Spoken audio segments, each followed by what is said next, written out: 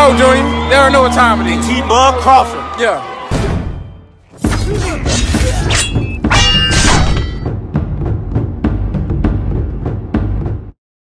What's going on, you guys?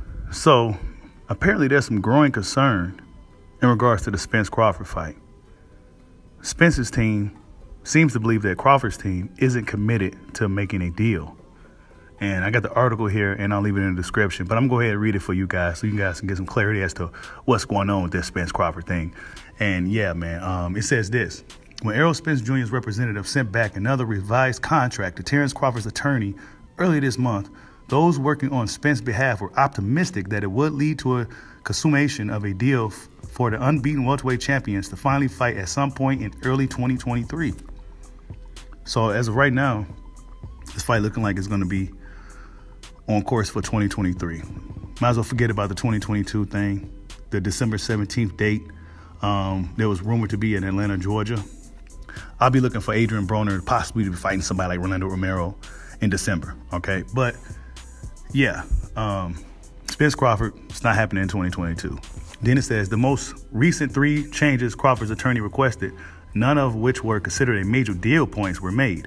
He hasn't responded, however, to Spence representative in the 2 weeks since he was sent the revised contract. So they say they sent a revised contract to Terrence Crawford. They haven't heard any word. I'm not quite sure what the hell is going on, you guys. We heard so many different things about this fight. Early on, they didn't want the negotiations to go public, but it went public. And it's been so many different narratives, so many different rumors, so many different things that we've been hearing. What is true, who really knows? But as of right now, Spence representative sent the notice 2 weeks ago, and they still haven't heard a word from Bud's team. And it says, BoxingScene.com has learned that the recent silence from the lawyers negotiating on Crawford's behalf has caused growing concerns on Spence's side that Crawford's team isn't committed to completing a deal for what would be the most meaningful non-heavyweight fight in boxing. Neither side has set a deadline by which negotiations need to result in completed a deal, but BoxingScene.com has been informed that Spence handlers believe that they made all of the changes Crawford's attorney has requested and are perplexed as to why he hasn't gotten back to them. So I guess they made some revised, changed some things up on the contract in Crawford's behalf, and they still haven't heard word. I'm not quite sure what the hell to believe. I'm not quite sure what the hell is going on. It seems like it's been a little back and forth thing with this Crawford-Spence fight. One side, you hearing narratives and rumors that this side acting like they don't want it now. It's looking like Crawford's side don't want it. I mean, what the hell is really going on, you guys? You know what I'm saying? Like a fight of this magnitude, a fight this big shouldn't be that hard to make. It is the biggest fight in boxing, right? It's a fight that everybody's been talking about. It's a fight that everybody's been following. It has a storyline behind it. It has everything behind it. The fans are waiting for it. I mean, the boxing world is waiting for this fight. So what is really the holdup? And like I said before, you guys, I don't think it would have been all of this if Top Rank or DAZN was fronting the bill for the fight. That's just my opinion. What the hell? Then it says, Spence has his own promotional company, Man Down Promotions, but he works with Premier Boxing Champions founder Al Heyman, his longtime advisor.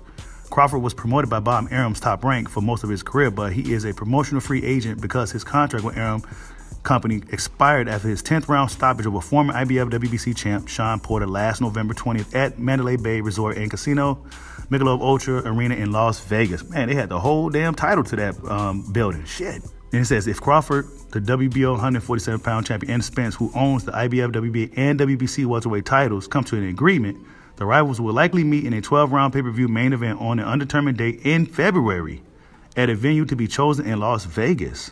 So now we're looking at February. And that sounds about right. January would have been cool, but just to give everybody time, right? Like they say, if they was announced the fight within the next couple of weeks or so, that'll give everybody time to get ready and everything, right? And we could just really, really get this show on the road. Then it says Crawford 35 and Spence 32 are commonly considered 2 of the top 5 fighters pound for pound in boxing. They have publicly expressed their desire to fight each other, but details of their prolonged negotiations have mostly remained very private over the past few months. Yeah, it's been pretty private, but then there's been things leaking out as well. Now, is any of this stuff true?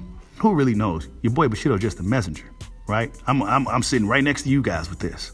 Factions of frustrated fans have expressed doubt about Crawford Spence materializing because negotiations have taken so long. But Spence has conveyed confidence on social media and elsewhere. Neither Crawford nor Spence have publicly discussed specifics related to their negotiations, although Crawford hasn't given any indication that he wants to fight anyone other than Spence next. Yeah, that's right. Crawford hell-bent on fighting Spence, and not Spence, Jamel, Charlo, right? So those are the two guys that Crawford's been really naming. Those are the two guys that has really the most to offer for Terrence Crawford at this particular point in his career. Initially, November 19th was widely reported as the target date for their bout. Potential dates early in 2023 became more realistic options once the two sides failed to complete a deal last month.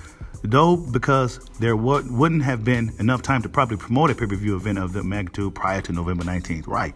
It wouldn't have been able to promote that fight in a month, bro. And Steven Espinoza was really optimistic that he could possibly do it. But nah, bro, not a fight this big, man. You got to give, that's disrespectful. You got to give everybody time to really get prepared for this thing, right?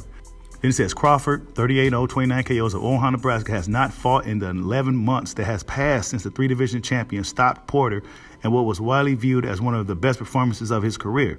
Spence, 28-0, 22 KOs of DeSoto, Texas, stopped former WBA champ Yordenis Ugas in the 10th round of his most recent bout, a unification fight that took place April 16th at the Dallas Cowboys AT&T Stadium in Arlington, Texas. That's what the latest word is on Spencer Crawford, you guys. Apparently, Spence's team sent out a revised contract to Team Crawford, and they haven't heard anything in 2 weeks.